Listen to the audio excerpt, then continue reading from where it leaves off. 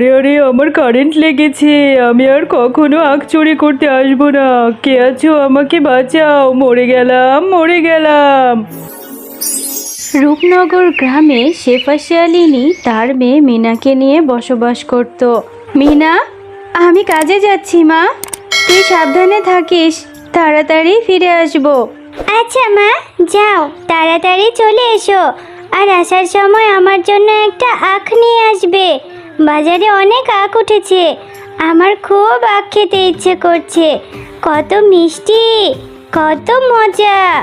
আচ্ছা রে মিনা, ঠিক আছে, আমি ফেরার সময় তোর জন্য বড় একটা আখ নিয়ে আসবো। এরপর মন ভরে খাবি। তারপরে যদি দাঁত ভেঙে যায় তখন বুঝবি আখ খাওয়ার কি ঝাল। এবার আমি আসি রে মা।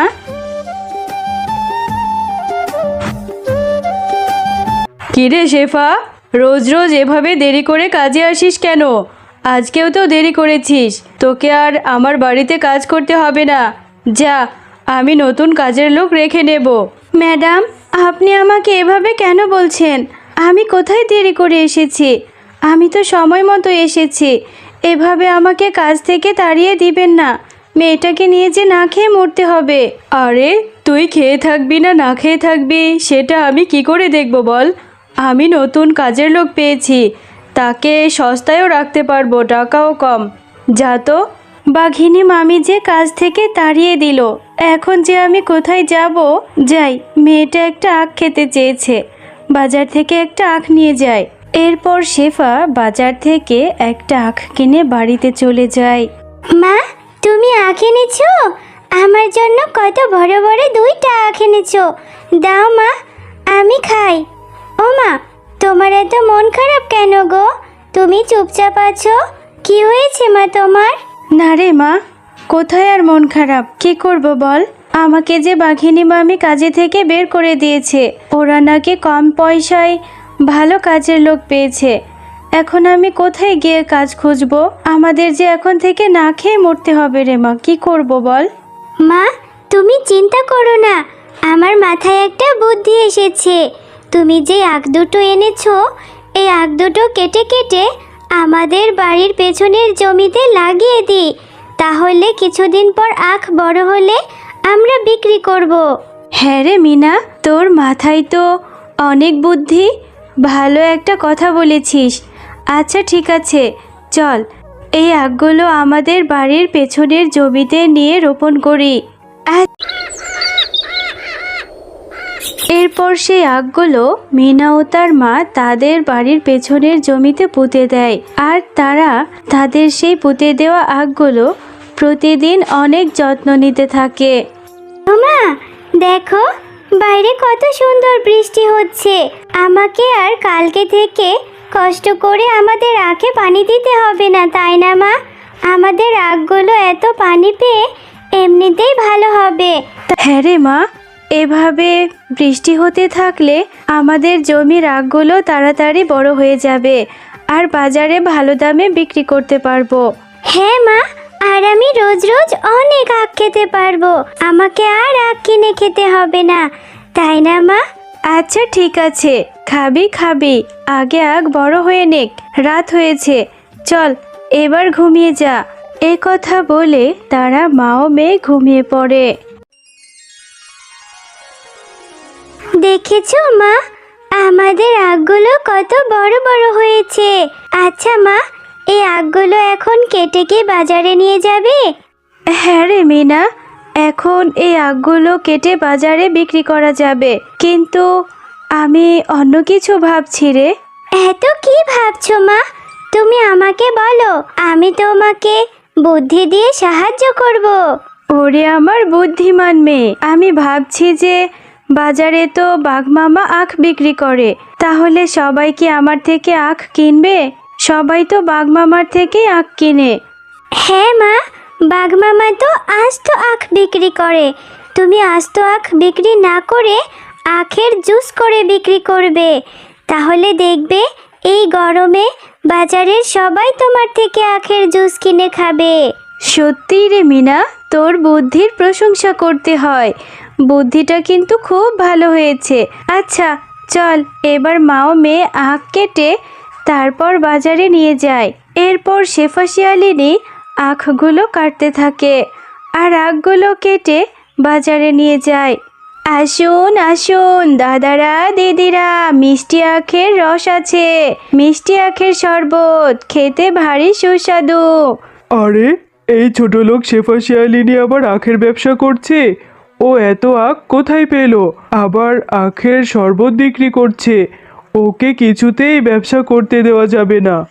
এভাবে শেফা শিয়ালিনীর অনেক আখের শরবত বিক্রি হতে থাকে। এদিকে বাঘ মামার দোকানে কোনো আখই বিক্রি হয় না।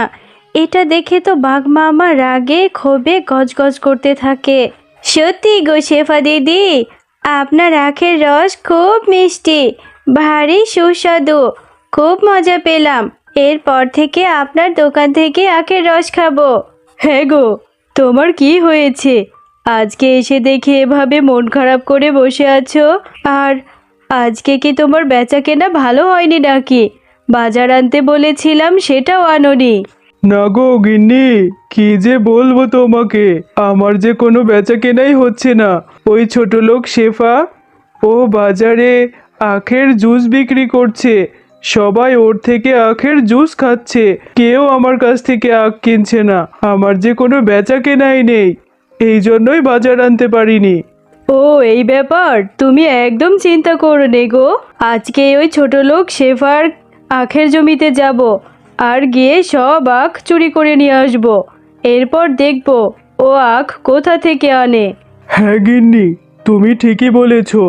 আজকে আমরা যাব ওই শেফা শিয়ালিনীর আখের জমি থেকে আখ চুরি করে নিয়ে এসে বিক্রি করব। আর ও যখন আখ বিক্রি করতে না পারবে তখন বুঝবে। হা হা হা। এরপর রাতের বেলা বাঘ এবং বাঘিনী শেফা শিয়ালিনীর আখের জমি থেকে আখ চুরি করতে থাকে।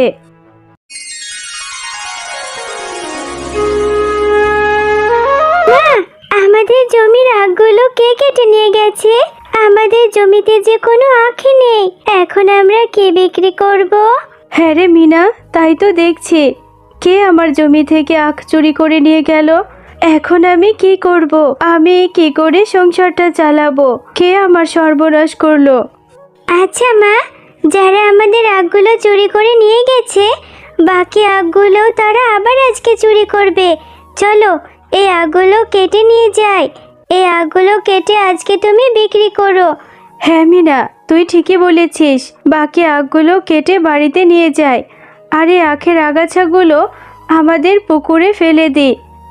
এরপর তারা আখগুলো কেটে নিয়ে বাড়িতে যায় আর আখের আগাছাগুলো পুকুরে ফেলে দেয়।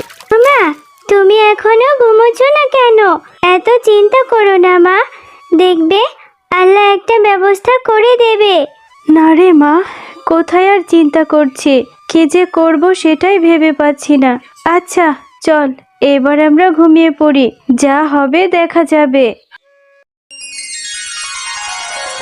ও মা, দেখো আমাদের পুকুরে এত আখ কোথা থেকে এলো? তাহলে কালকে যে আগাছাগুলো ফেলে দিয়েছিলাম, ওই আগাছাগুলো থেকে কি এই আখ হয়েছে? হ্যাঁ রে মিনা, তাই তো দেখছি।